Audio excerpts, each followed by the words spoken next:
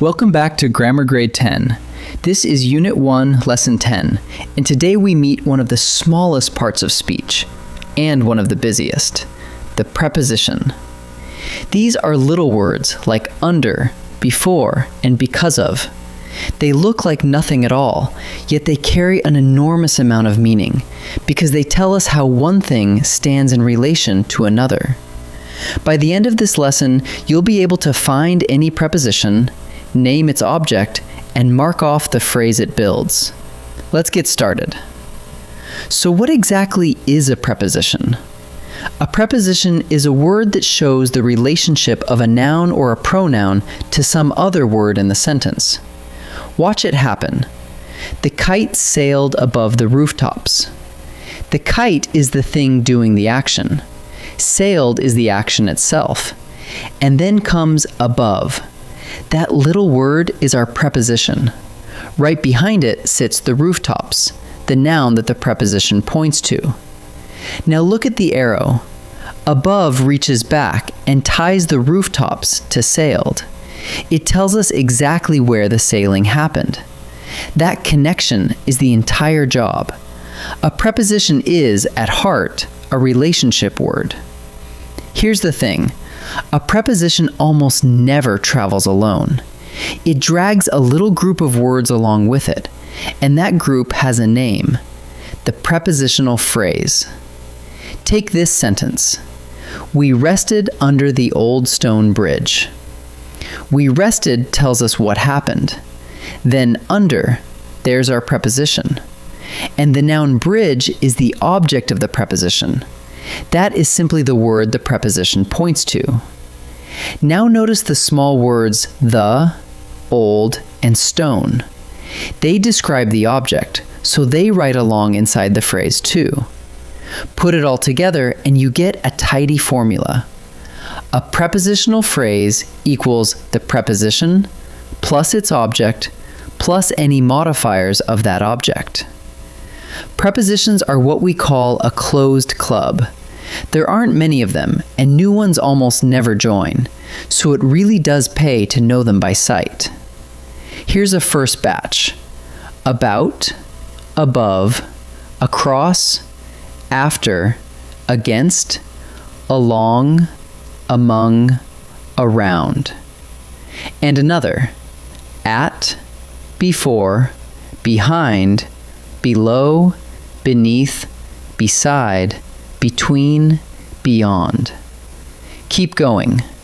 By, down, during, except, for, from, in, into, near, of. And finally, off, on, over, past, through, to, under, until, up, with. That is most of the ones you will ever meet in a sentence. You don't have to recite the list from memory, but the more of these you recognize instantly, the faster the phrases jump off the page at you.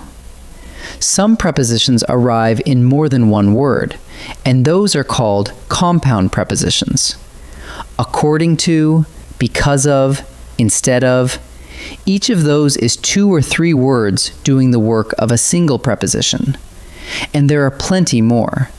In spite of, in front of, next to, out of. Let's watch one at work. We hiked in spite of the rain. The whole chunk, in spite of, is the preposition, and rain is its object.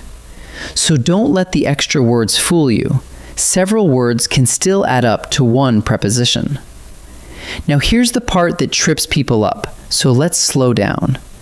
The very same word can be a preposition in one sentence and an adverb in another. Look at this one. The runner sprinted past. Nothing at all follows the word past. It just tells us how the running went.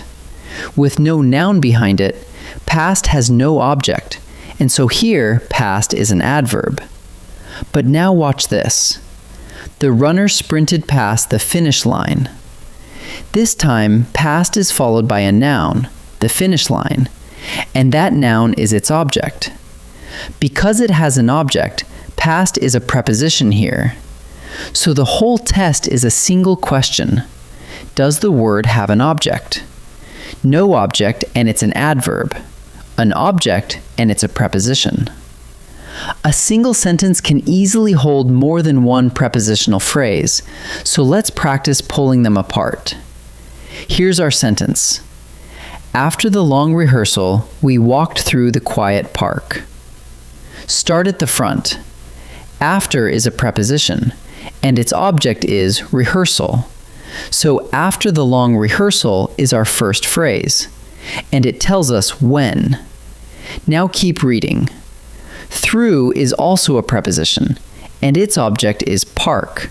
So through the quiet park is a second phrase, and this one tells us where. 2 prepositions, 2 objects, 2 phrases. The method never changes. Find each preposition and then find its object. Let's turn the whole lesson into a check you can run in about 2 seconds. Step 1. Spot the little relationship word. Something like under, before, or because of. Step 2. Ask what noun or pronoun comes right after it, because that word is the object of the preposition. Step 3. If nothing follows it at all, then the word isn't a preposition. It's an adverb in disguise.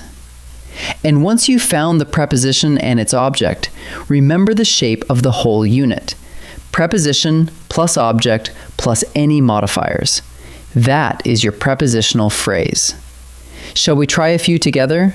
Time to practice. In this first set, I'll give you a sentence, and your job is to find the preposition hiding inside it. Pause the video and pick it out before I reveal each answer. Here's the sentence. The kettle whistled on the old stove. Which word is the preposition? Check each one for a relationship plus an object. On shows place, where the whistling happened, and the noun stove is sitting right behind it as its object, so the preposition is on. Next, nobody left before the final bell. Look for the relationship word with a noun after it. Before shows a relationship in time, and the noun bell follows it as its object. So the preposition here is before. Last one in this set. We finished the project in spite of the delays. Careful, this preposition is more than one word.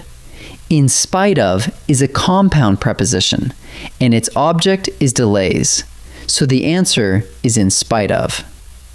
In this second set, I'll show you a sentence and point at one word. You decide. Is that word a preposition, or is it an adverb? Remember the one question that settles it. Does the word have an object? Pause and choose before I answer. The hikers pressed on. Look at the word on. Ask the question, does it have an object? Nothing follows it at all. The sentence simply ends. With no noun behind it, on cannot be a preposition. It's an adverb. The kitten crawled under the fence. Look at the word under. Does it have an object? Yes, the noun fence comes right behind it, and under the fence is a neat little phrase. Because it has an object, under is a preposition. She glanced around, then smiled. Look at the word around. Is there a noun or pronoun right after it? No, a comma comes next, and around is left standing on its own. No object means no preposition, so around here is an adverb. Let's gather everything up. A preposition shows the relationship of a noun or a pronoun to some other word in the sentence.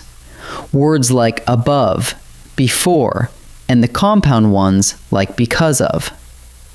A prepositional phrase is the preposition plus its object plus any modifiers, all writing together, the way under the old stone bridge does. And keep this last one close, because it settles almost every hard case. The same word can do 2 different jobs. If it has an object, it's a preposition. If nothing follows it, it's an adverb. Practice spotting these, and sentences will start to open up for you. In our next lesson, we'll look at conjunctions. I'll see you there.